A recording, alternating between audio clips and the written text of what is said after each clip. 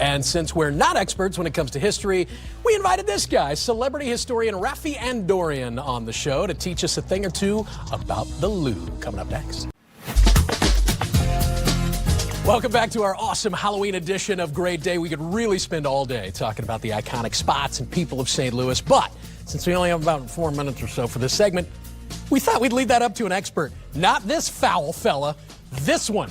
Celebrity historian Raffi Andonian, thank you for joining us and for bringing some of your family. Hey, of course. This is very nice. That's right, my family over here.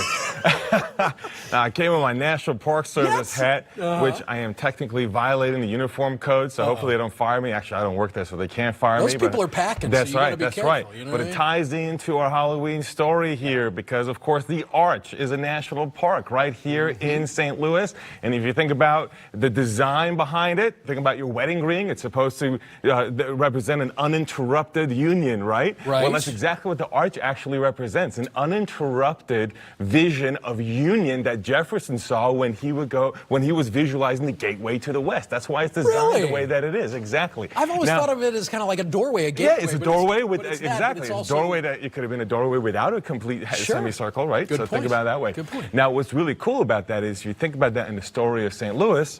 All right, I don't want to get in trouble. All right. Let's change it up. Well, why do we even have the gateway to the West? How about Lewis and Clark?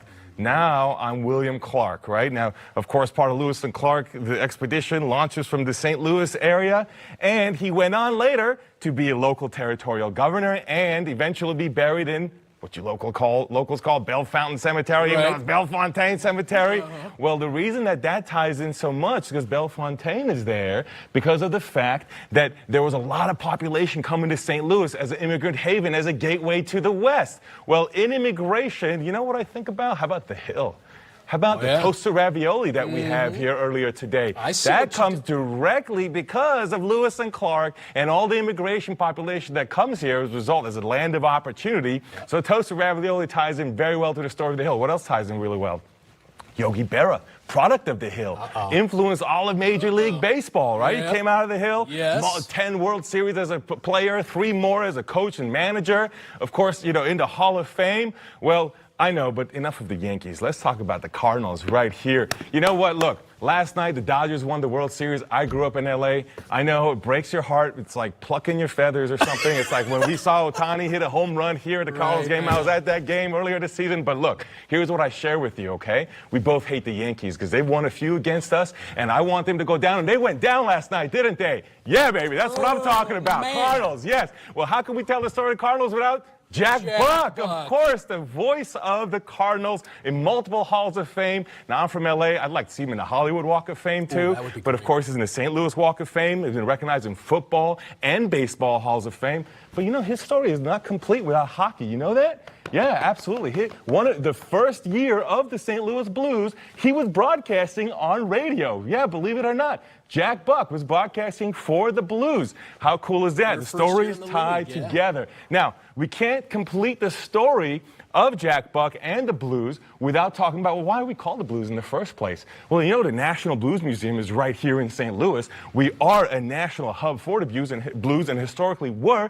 And you know how that happened? Coming up that river that Lewis and Clark were using, right? Mississippi River, very important. Think about it, coming from New Orleans and St. Louis, affecting each other with the blues and the river, you know, the river boats back and forth. And that's how we start to shape pop culture here in St. Louis.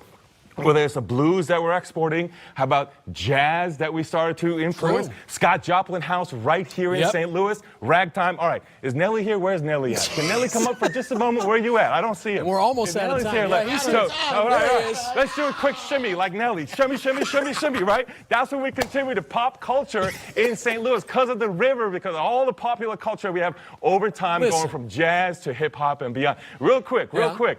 We can't finish Story of St. Louis without a sweet treat right there. She is sweet and tough at the same time. I know your kid's book, so sweet and so tough with the history of rowing that you have, Paige. So you're perfect for the concrete, sweet and hard at the same time. That's how we tell St. Louis stories. The guy connected every thread in St. Louis history, and he shimmied. That's right. This is a great segment. You've got to stop.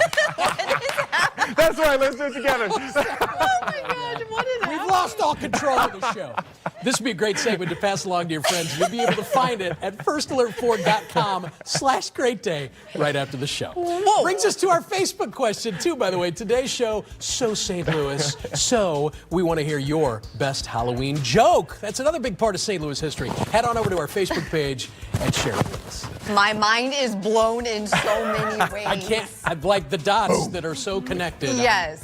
Incredible. We have so many people to thank. Raffi. This morning. Everyone platypus. It's been great. That just sounds like you're saying random nouns, but they were on the show too. Happy Halloween, everybody, and have a great day, St. Louis.